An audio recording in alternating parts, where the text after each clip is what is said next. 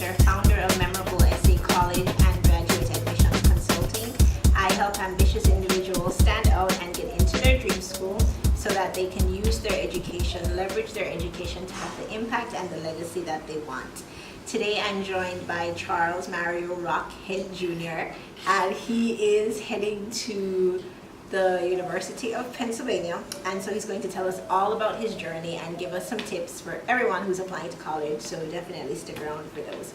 So hi Mario. Hi Sean. Okay, so you can start by telling us a bit about who is Mario. Well, my middle name is Mario. My full name is Charles Mario Rockhead. I'm from Kingston, Jamaica. I've lived here most of my life. I was born in Miami, Florida, and I came back to live. I go to Campion College. I'm a science student, but I do enjoy my life outside of school. Like I go out, I party, I hang out with my friends on the weekends, and I read books during the week. So I try to live a balanced life. That's my motto, really. Okay. And yeah, I'm involved in my school. Outside of academics, I'm a student athlete. I play water polo for Campion, under 16 and under 19. And I was president of two clubs, Medics Club, which is a club about medicine, clearly, and Ministry Outreach Program, which is a service club that goes to the Golden Age Home every Thursday. All right, okay, and you had phenomenal results with your college application process, but I'm wondering if you can think back to before it just seemed all so easy. Like, which aspects of it were hard for you to work on or to make it work? To make it work for the college app process? Yes. The essays, they're definitely hard. And your test prep too, because you said it also took a while for you to figure out your test prep. No. I think we had, but the essays. The test prep was hard, but the essays were difficult. Okay. Well, not difficult. They were easy in the end because I had help. Yeah. Okay. But I think that was the biggest chunk of the college process that was hard for me. So you shouldn't underestimate the tests.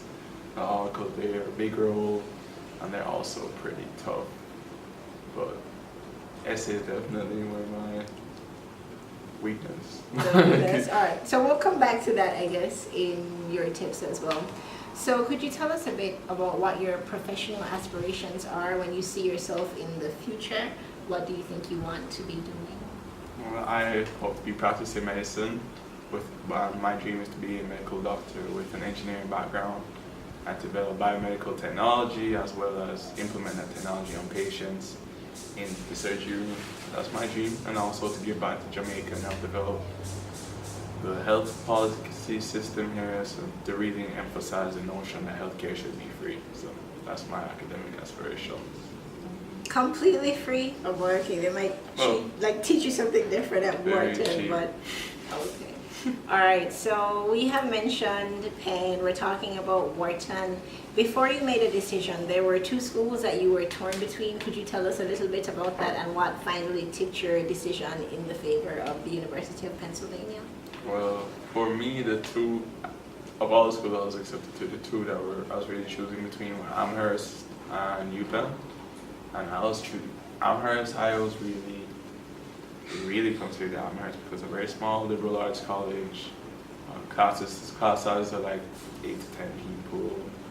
I could really develop myself, get one-on-one interaction with your teachers, and it was a good class environment. I got to learn a lot outside of science. Even though science is my passion, I also wanted to explore other things like Mandarin or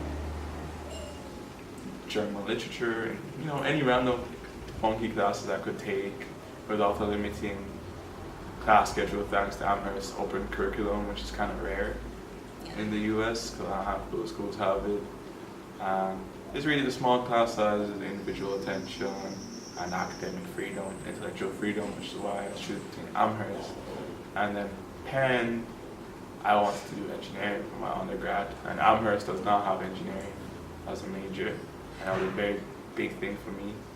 I also like the location better than Amherst because this really suits my personality better. Amherst is more suburban, which is cool, but it's also a lot colder than Philadelphia, like a lot. So when I went in April to visit the school after my college acceptances, it was snowing and I was freezing and it was like a whole struggle. But you can adapt to it, but it's also good to understand the environment, whether it's suburban. I mean, all northeastern schools are going to be cold, but it's really the environment. You want rural, city, and I really like the city atmosphere, and I like to go up at night, and Amherst everywhere kind of closes at 10:30, so it's more of the relaxed village, suburban kind of lifestyle, and I prefer the city lifestyle of Philadelphia. And yeah, and as I said earlier, the intellectual freedom of Amherst, I had that aspect of Penn because I'm allowed to take classes in any of the 4 schools. So I'm in the School of Engineering, and I can take classes in College of Arts and Sciences, the nursing school, or in which the business school, and my school, the School of Engineering. So that's what I came to my decision, and I was able to get to that decision loosely based on aid because they both gave me extreme amounts of aid, and I was very grateful for that. Okay, that's funny because I actually just found that out today, real and raw, uncensored. I didn't even realize until he told me. But so could you tell us which schools you got into? Okay, I got into BU, Boston University, Georgetown University, Amherst, Cornell University, and University of Pennsylvania. Okay. And UWI, for UWI too. Okay, so that's 6. Okay, cool. Congrats on your acceptances. I feel like when it's all over, it's kind of nice to watch this process. So it's like people put in their applications and then students are waiting. Then there's the excitement. Like, oh my God, I'm horrible, nobody will take me. Oh, somebody took me. And then there's kind of the lull, like now when it's really real that you're this moving. one is like all fairy tale like, and Yeah. then before it's all camp, like boot camp stress. Yeah. But the stress can be fun at times, but it's a lot of work, to be honest, to not go around it. Yeah. All right, so if you were to, and we had spoken about the SAT thing and just figuring out what's the right exam for you and so on. If you could give us 5 tips for people who are applying to college this year, what would those tips be? This year, so I can... In a couple of months. In a couple of months? Yes. If I were you, personally, I would have started my essays a lot earlier, so you'd have sufficient time to brainstorm and to come up with your ideas and show what reflects the best content of your craft. Who is XYZ? Why would someone want me? What's special about me? What can I offer the school? Tell them stuff about the school. Really spend the thinking time, think about your essays. So it's not just something that you really just sit down, you write it, check for grammar errors, and then you send it, and then it's all fairy tale. It's a long scrap, complete drafts. There are times when I come up with an essay and then Shanke will be like, oh, okay, alright, this is not good. Right. And then she would give me her opinion, and then we have to go back to the design board and think, what can I say about myself that would really think, yes, this is the best way this school can know about me. So start your essays early. If you have not done your college prep tests like the SATs and that kind of thing, I recommend practicing. And the thing about these tests is they're not a true reflection of intelligence. It's really a reflection of discipline and practice. So it's not the kind of thing where it's better to spend 1 hour a day for 5 days than to wait till Friday and do 5 hours of work. So the small increments of work over a long period of time will really help a lot. Even if you're on your phone and you get Khan Academy and you're just kind of doing some of the practice questions on your way to school or at a break time or something, that really helps a lot. I used to go to the library at school during some of my break times and do practice questions. So it really helps a lot if you really practice often and frequently, even if the amounts aren't big, but that would help a lot.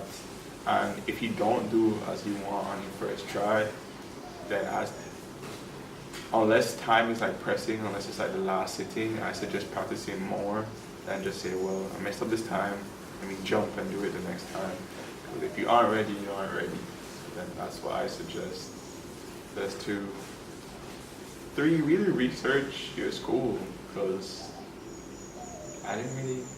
I researched my school. Like, I had a breadth of different types of schools. It's important, and you should do that, because you shouldn't just all have all safeties or all top tier schools, and you shouldn't just have all engineering schools and all liberal arts schools. It's really good to have a variety of which, so when the day comes and you get into your schools, you have options to choose from which aren't the same. And you should really research like the financial aid aspect of it. Researching financial aid about your school, because there's some really good schools that don't give aid to international students whatsoever, like Georgia Tech or Boston College, which are great schools, but you get in and then Can't pay. yeah, you can't pay, so there's not really a point. So then there's that, and then yeah, so like I applied to liberal arts schools thanks to Sean K's advice. And I learned a lot. Prodding and pushing. Prodding and pushing. And I opened up my spectrum. Then I only had like 3 schools, and she looked at me and she said, oh, this guy's probably crazy.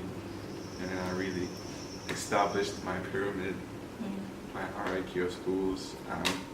Yeah, I'm happy with my outcome. I had options, I got to choose. It was really good. So yeah, there's that. Let's talk about practice, researching schools, working on your essays early, also time management skills, because a lot to balance with school and extracurriculars, the whole thing. And then you might have to make sacrifices too. Well, you definitely have to, and they pay off in the end. Like, I couldn't go everywhere I wanted to go like I used to. I remember like one time, I missed Chronic's concerts You to did? do SATs. Aww. Yes, because Chronic's, the concert was the Friday, and I had SAT Saturday morning. And my dad got me a ticket, and I was like, oh, I can't go. And then he gave his friend and went without me. And then he sent me pictures, and I was like, you shouldn't do that, because that's mean. But still, you have to make sacrifices to make your dreams come true. And you have to work hard, and then you're gonna stumble. Because not everyone's perfect. It's not always like a straight line. So you have to persevere. So like, you don't go up. Like, I went up and down. Like, even with my college testing kind of stuff, I started off low, and I was like, my grades are low. I was like, oh my god, what's gonna happen now?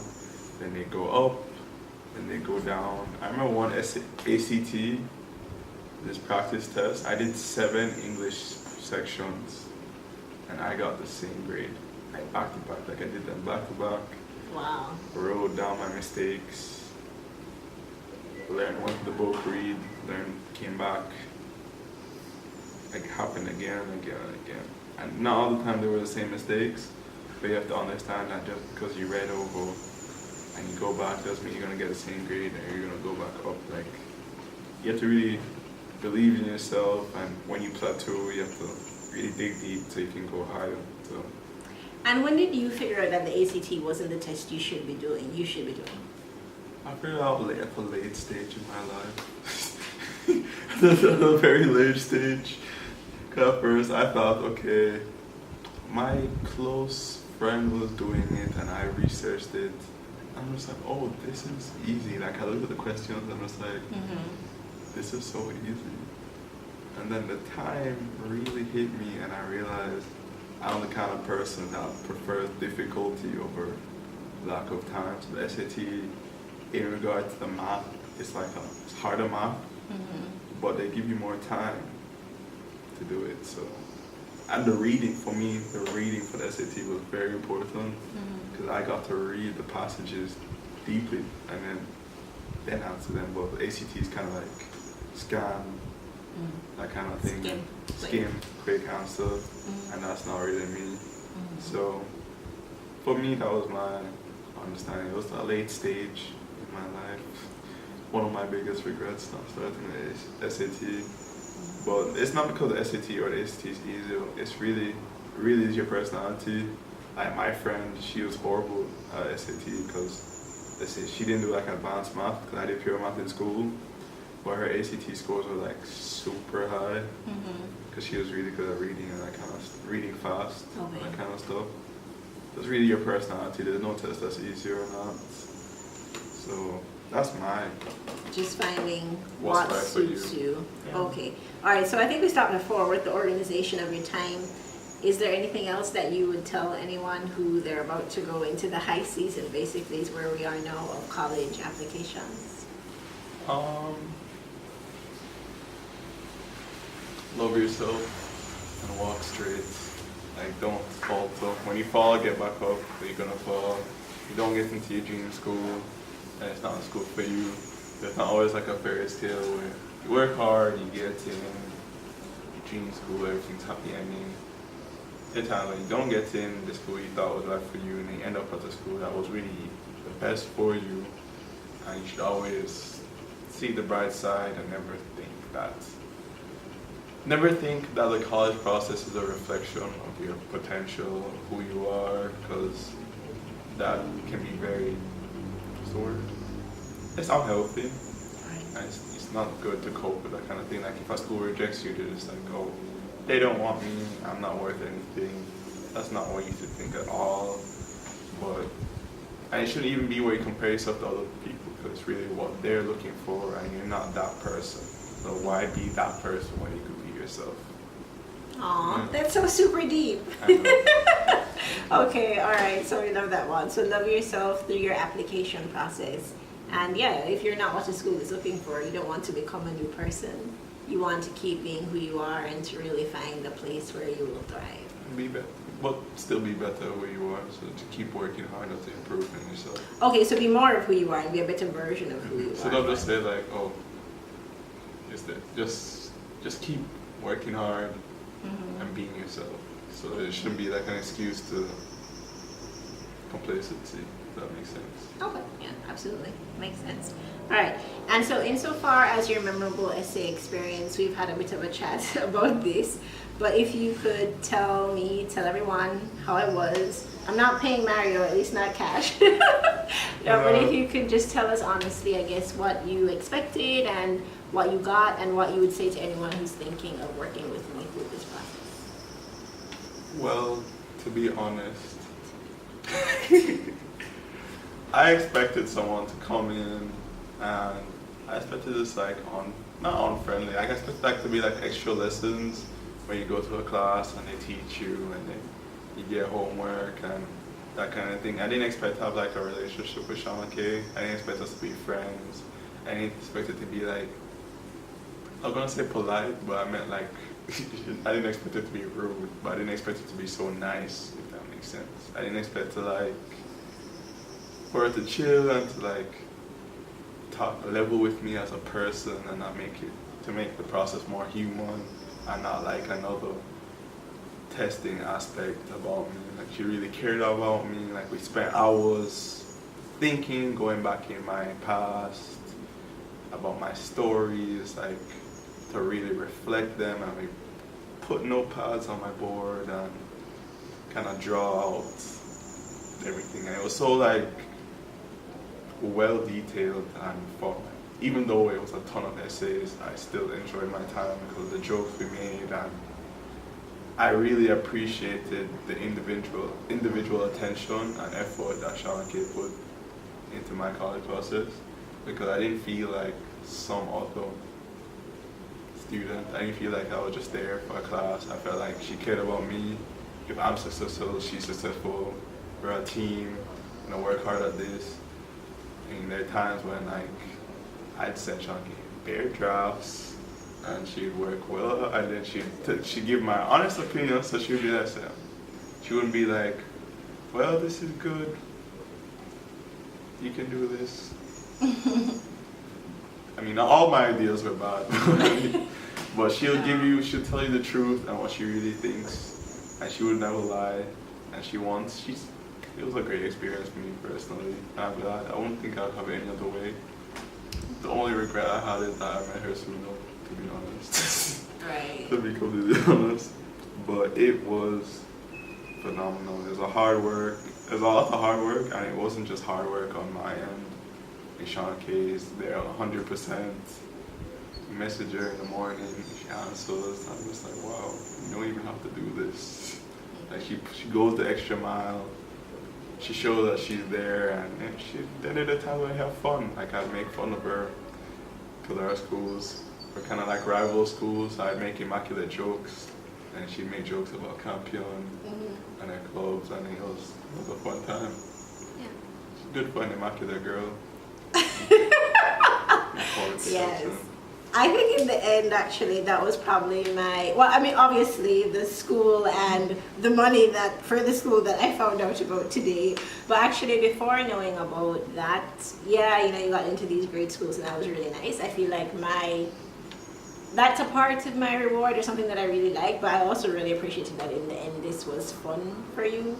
So it wasn't like, oh, I'm a bad person, I can't write my life home. But it's just like, no, it can be fun, and it's just like any other skill. You're so smart, so of course, one day you'll be a good or an excellent writer if you do the work. So yeah, I think I'm really proud of the fact that process ended up being fun for the both of us. So it really changed my views on writing on the whole. Like she said before, I thought, oh, I was just not born a writer, and I was gonna crash and fail. And I was just like, whoa. But as she would talk to me, and she made me truly understand that writing is really a muscle, and I just have to believe and work hard at it and practice. And she gave me like PowerPoints to help me improve, and tips, and give me like, so what was the thing again? You give me like mnemonics and kind of thing. oh, right. Yes. So that's a custom mnemonic. That can be the teaser. Yeah, that's not for everyone. But I actually walked you through the Caress mnemonic for the different tools that make things memorable. Yeah. It was great, to be honest.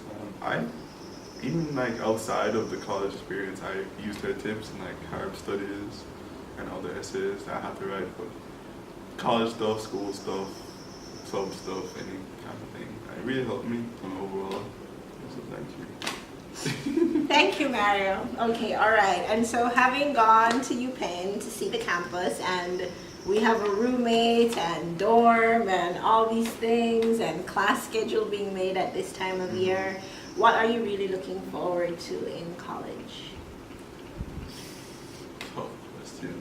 I'm looking forward to some new level of work. Like I'm looking forward to working like hard and playing hard. Like I don't want to just work all day. I'm looking forward to going out, being on my own. Hope my mom doesn't hear this. He said, I hope my mom doesn't hear this. Speak loud so she can. Being on my own, being away from home for long periods of time, finding myself working extremely hard at school, like facing new obstacles academically and personally. Gaining perspectives from other people around the world, because I know people in my class are from Spain, Thailand, Australia, all over the world. I'm looking forward to meet all those different cultures and really have a nice blended academic experience and having fun too. That's really new experience, new start, fresh start. Okay. Yeah, and I think that's quite fair.